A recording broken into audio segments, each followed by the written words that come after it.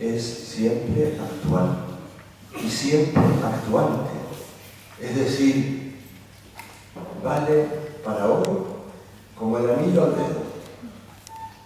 Pero además, si la escuchamos con esperanza, si la escuchamos con alegría, transforma nuestra vida y permitirá entonces que los millones y millones y millones de católicos o de cristianos que hoy asisten a las funciones religiosas dominicales se lleven algo del corazón que es tan parecido a aquello que sucedía en el Antiguo Testamento con el pueblo de Israel y en la época gloriosa de los primeros cristianos.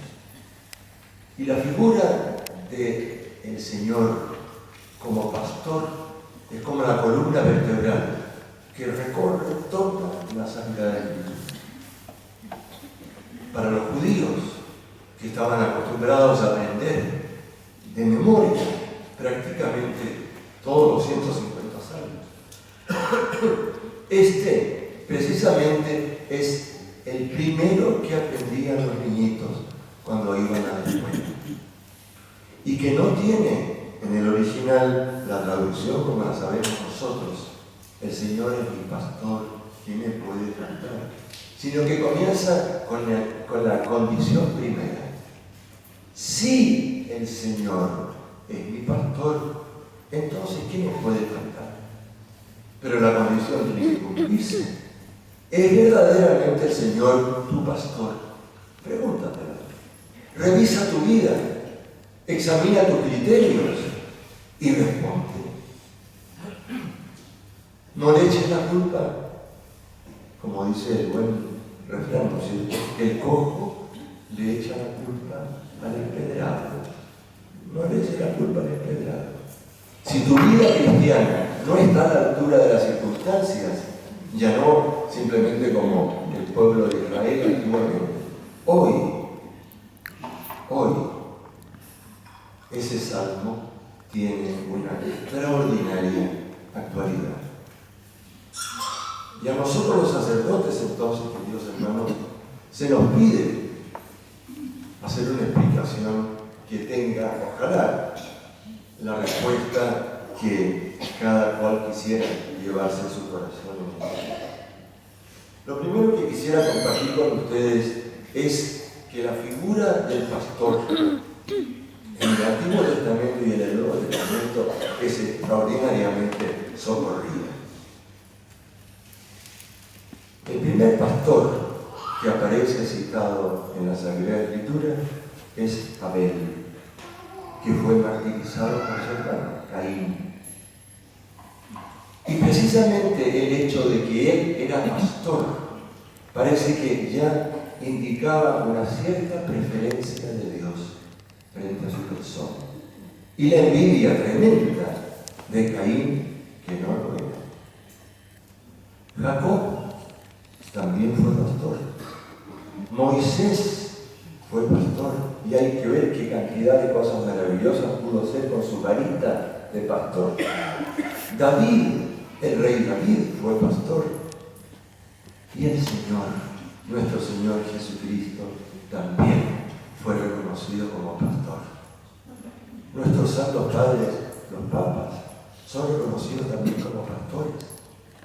Y todos, de alguna manera, queridos hermanos, somos pastores. El padre de familia es pastor. La madre de familia, por supuesto, que es pastora. Y hay toda una enseñanza detrás de este término.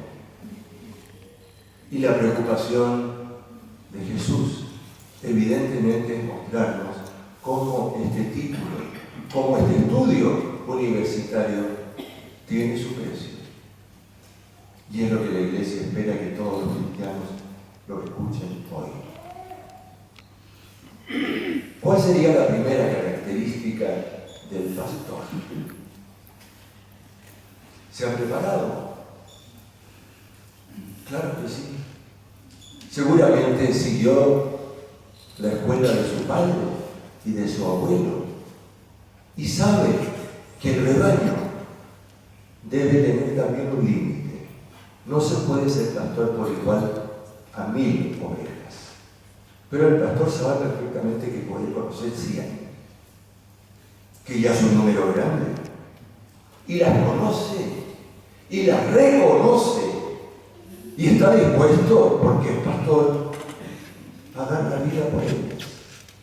Y la Sagrada Escritura nos va a mostrar entonces en parábolas, las parábolas de Jesús, los profetas del Antiguo Testamento, cómo sufre el pastor cuando en la noche o al atardecer llega al lugar donde se guardan las ovejas.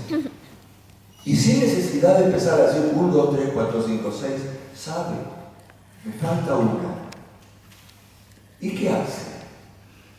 ¿Se queda ahí rumiando la pena? No. Sale inmediatamente, deja las 99 y se va rápido, presuroso, porque le duele, porque sufre como un padre de familia. ¿Dónde estará mi pequeño? ¿Dónde se habrá quedado enredada? ¿Dónde se habrá perdido? ¿Habrá avalado? ¿Habrá gritado? ¿Habrá llamado? ¿Está sufriendo? Yo no me puedo quedar aquí. Las 99 ya están guardadas. Parto a buscar a la ovejita que se me ha perdido. Y cuando la encuentra, hay dos posibilidades. Regañarla, pegarle. Tonta. No descarga la ira, descarga la dulzura. Y eso, queridos hermanos, que es tan fácil de decir, por Dios, que es difícil de aplicar. Y para nosotros todos, tenemos la doble realidad en el corazón, en el pensamiento y en la voluntad. Somos simultáneamente pastores y somos también ovejas. Y cuando escuchamos la voz del Señor, nos alegramos. Seguimos la voz del Señor. O le contestamos, sí Señor, muy bien, conozco tu voz, pero mañana te voy a contestar. Pasado mañana. Y así pasa la vida, prolongando la respuesta al pastor. Nuestro Padre Fundador, a quien nunca podemos dejar de citar. En este famoso librito, que todos se conocen, en el final del librito viene, por supuesto, un índice. Y un índice no solamente por las palabras del abecedario, sino un índice de temas. Los que tengan el librito, a lo largo de la semana, dedíquense a leer lo que nuestro Padre Fundador en el campo de concentración de Dachau, donde toda la existencia está cosida con hilvanes, donde no se sabe, ¿viviré mañana o no viviré mañana? Cuando a las 5 de la mañana tengo que estar ahí en el campo, en el patio del campo de concentración, con el oído puesto en un parlante que suena mal, y vienen números. Jamás habrá aparecido el nombre de Kentenich. 29.392. Sabe perfectamente que esa enumeración significa ir a ese lugar donde se pasa directamente a las cámaras de gases. Nadie tiene la vida asegurada. Se vive el día. Y ahí escribe, queridos hermanos, verdaderas maravillas. Verdaderas maravillas que a nosotros nos hacen sentir entonces simultáneamente como ovejitas, pero también como pastores, y con una extraordinaria consecuencia pedagógica, moral y psicológica. Prepararnos para, educarnos para poder ser pastores. La madre, el padre, el educador, el hermano mayor, ¿para qué decir la autoridad? ¿Cómo ejerce la autoridad? Mandando simplemente, obligando simplemente, o conociendo a aquel a quien tiene que educar. Conócelo primero, hágalo primero. Enséñale poco a poco y demuéstrale lo importante que eres para él.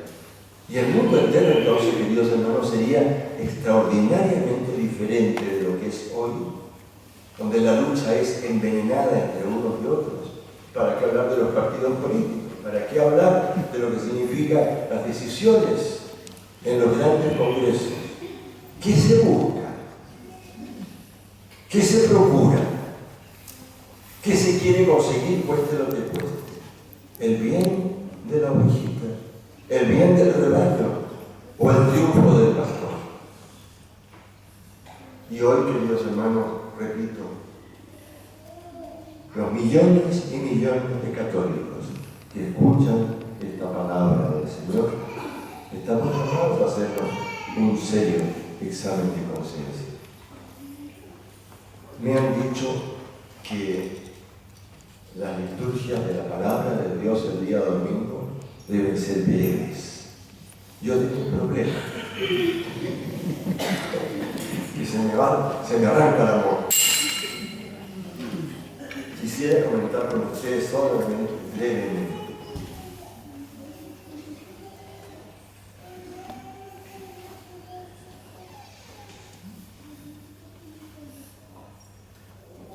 En la oración de la misa del instrumento, antes de comulgar, el padre fundador de Shensa escribe así: venimos a decidirnos nuevamente a ser como ser en tus manos, para que puedas enviarnos como instrumentos a pastorear tu rebaño según tus deseos.